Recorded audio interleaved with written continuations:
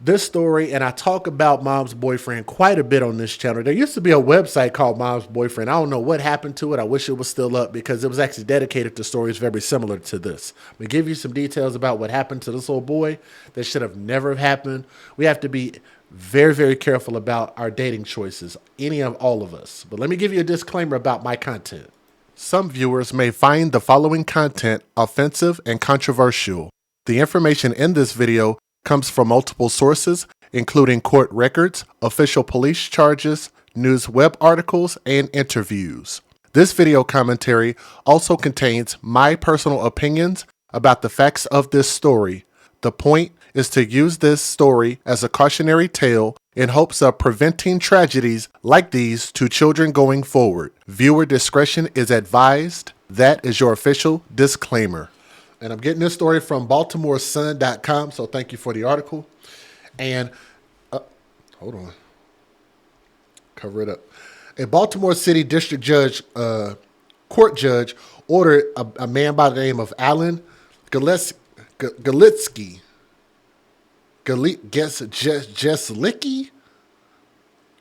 Alan, whatever his name is, Geslicki, to be held without bail Friday morning. The 32-year-old is charged with stabbing his girlfriend's son, 6-year-old Seron O'Neill, which is this handsome young man right here, stabbed him to death in a Southwest Baltimore home earlier this week. During a bail review hearing Friday, a public defender representing him said that he is struggling with some substance abuse issues. Nor do I don't really care what he's struggling with.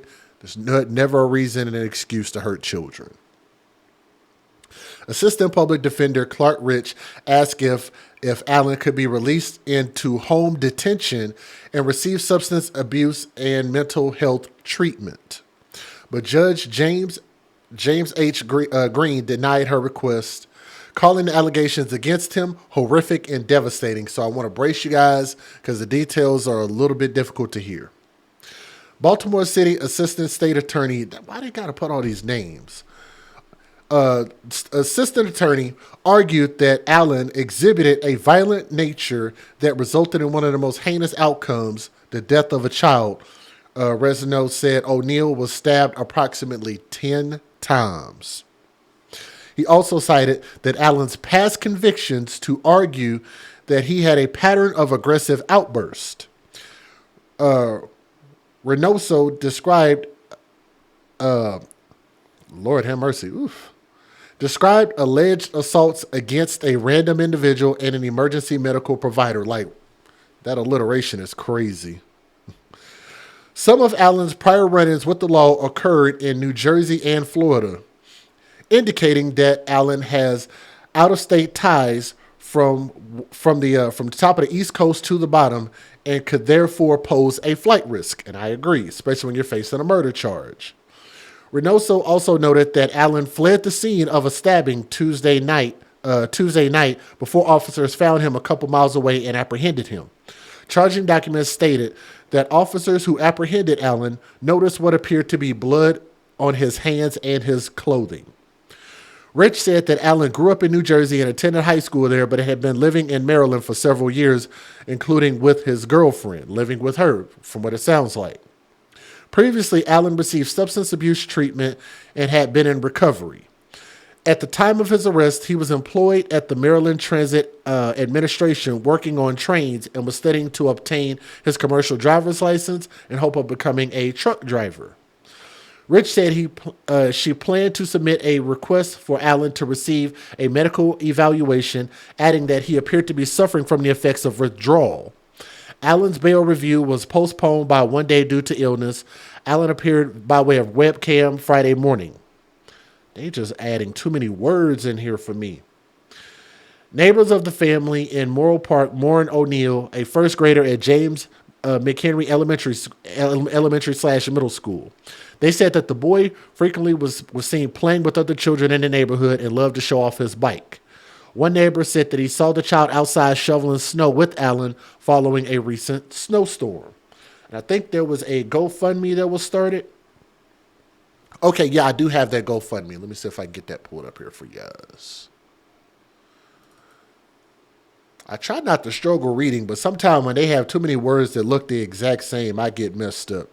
But on a GoFundMe established for O'Neal's funeral and medical costs, a woman identified herself as O'Neal's mother said that he was a bright light at his age and called his killer a monster. O'Neal loved playing Roblox, dancing, and taking videos on his mother's phone, she wrote.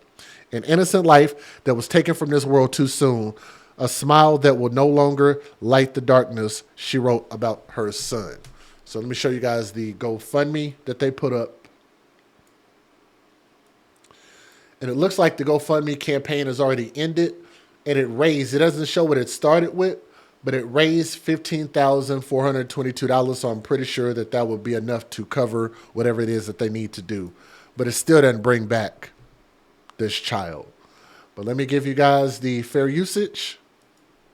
Federal law allows citizens to reproduce, distribute, or exhibit portions of copyrighted motion pictures, videotapes, or video discs under certain circumstances without the authorization of the copyright holder. This is called fair use. It is allowed for purposes of criticism, news reporting, teaching, and parody, which doesn't infringe of copyright under 17 U.S.C. 107. If you guys would do me a favor and please click that thumbs up. We're going to show a couple of news videos. It'll help share this video and let more people know where to find it. If y'all would do me a favor and please hit that thumbs up. Detectives say the suspect they have arrested was the boyfriend of the victim's mother. WJZ is on your corner, staying on top of the story for you. Live at 6 o'clock tonight, Dennis Valera is outside police headquarters. Dennis, you spoke with neighbors who say they're just distraught. They definitely are, Vic and Denise. Some neighbors tell me that they've seen the victim around the neighborhood. They're still grappling with what happened. The suspect, Alan Geslicki, he has been charged with first-degree murder. A gloomy day on Deering Avenue. Neighbors are still processing what happened to 6-year-old Seron O'Neal Tuesday night. Waking up out of my sleep crying, and that wasn't even my child. Police responded to a home here around 9 p.m., finding O'Neal stabbed several times in the back. He was taken to a hospital where he later died. Always smiling, riding his bike, well-mannered. And for you to stab him in the back, that's a cowardly move. Police say 32-year-old Alan Geslicki, the boyfriend of O'Neal's mother, stabbed the boy.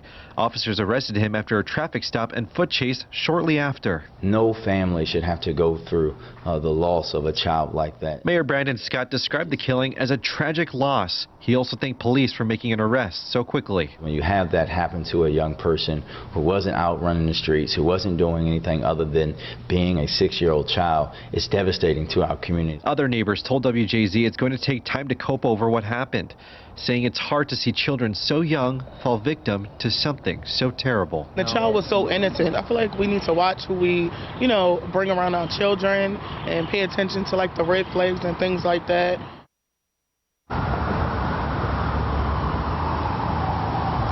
Police haven't released anything on a possible motive. Again, the suspect, Alan Geslicki, he has been charged with first-degree murder. No word yet on when he'll be making his first court appearance. Reporting live, I'm Dennis Valera for WJZ. Live from WJZ, this is breaking news. We come on the air tonight with horrible news out of South Baltimore. A 6-year-old boy has died after police say he was stabbed several times by his mother's boyfriend. Welcome to the news at 11, everyone. I'm Rick Ritter. And I'm Vic Carter. Let's get right out to Jessica Albert, live near the scene on Deering Avenue in South Baltimore. And Jessica, what have you learned tonight about this tragic story? Well, Vic and Rick, police released the tragic details about what happened here within the last hour. Just like you said, a 6-year-old boy has died after being stabbed to death several times. Stabbed to death at a home here on Deering Avenue. I'm going to step out of the way so you can see that there is still an active investigation going on. Police have their investigation focused on a house here. It has a porch. They've been going in and out of the house. I think some investigators might be getting ready to come out of the house right now. Actually, police have told us that they first got the call about this stabbing around 9:20 this evening. Investigators say they believe at this point that the boy was stabbed several times in the back by his mother's boyfriend. He was taken to the hospital where he died. Police have a person of interest in custody. They have not said whether that person is the mother's boyfriend at this time. There are a few neighbors out here right now. I tried talking to some of them. They told me that they know this little boy, they know the mother, and they know the boyfriend. They were too upset to speak with me, but they are devastated and shocked that this happened really within just the last hour and a half in their neighborhood. Again, police have not identified the person of interest that's in custody right now. As soon as we learn more information about whether that person will face charges, we will bring you an update. But for now, we're live in Baltimore. Jessica Alpert for WJZ. I'm just not understanding. It's terrible. It's terrible.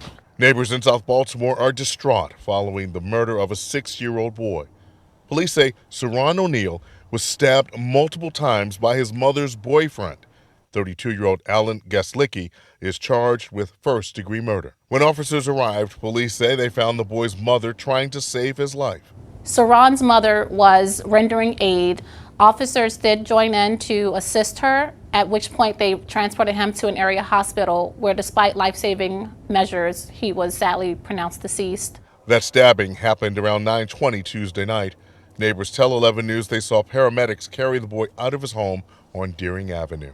I started crying. I couldn't. I started crying. It just broke my heart to see a baby and to hear a baby was stabbed 7 times. For what? What could he have done? Police say they had a description of the car Geslicki was driving. They made a traffic stop. He got out of the vehicle and started running. They arrested him after a short foot chase. I am still devastated about what happened to that 6-year-old baby in South Baltimore last night. I'm grateful to the work of the men and women of BPD that they were able to effectuate an arrest and have someone be charged for that. He was a good kid. He was nice, well-mannered, full of love, smart to be 6, a big personality. Like, he was everything, I promise you. Like, you would love him. He didn't deserve it. Geslicki is now being held at Central Booking. Reporting live from South Baltimore. More about the deadly stabbing of a 6-year-old as well as his alleged attacker. WMAR2 News' Jeff Hager's on this story tonight. He has the latest details in this report. Captured on a home surveillance camera. Emotion-charged exchanges in the night after the fatal stabbing of 6-year-old Seron O'Neal, shown here in a GoFundMe page to help his mother pay for his funeral. Our hearts break for her. As a mother myself, it's just too much. It is. There's no words for it. Random bouquets of flowers line the front porch of the home of a young child who certainly left his mark on the neighborhood. You know, he had his old dirt bike riding around all the time. You know, he was the youngest, I think, out of all of them. But like I said, he was the oldest in the head, you know. And he was play hide and seek behind here all the time. Hide and seek everywhere. He was a good kid. Video from the same night as the attack also shows a Jeep driving away from the home before police arrived. The same vehicle that the mother's boyfriend, 32-year-old Alan Geslicki, used to flee from the scene. Police captured him a short time later, and according to charging documents, his hands were covered in blood, along with stains found on his clothing. As much as young Seron was well liked by virtually all of his neighbors here on this street, it appears his mother's boyfriend was a different story. Everybody really knows each other around here, but nobody knew him. Like, he was just like a weird, like, unknown guy, you know. He was creepy. Police say Geslicki also was involved in a single-car crash here on South Hanover Street several hours before the attack on the child. But he refused medical help and was able to get back into the vehicle and drive away. In Southwest Baltimore, Jeff Hager, WMAR 2 News.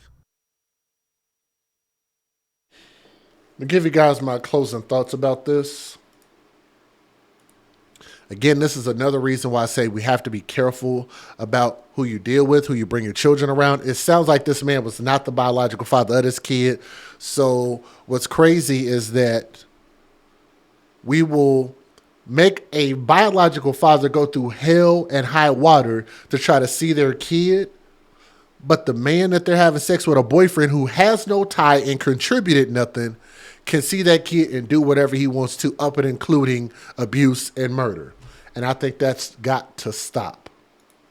Now, I don't really know what's going on with the mother or where she was when this happened or whatever the case is, but if there's anything else that comes up with this story, we'll definitely update you, and I appreciate everybody for being concerned about this story. Make sure you like, share, comment, and subscribe to the channel, and we'll continue to keep bringing you guys updates as far as we possibly can, okay? Let me know what you think.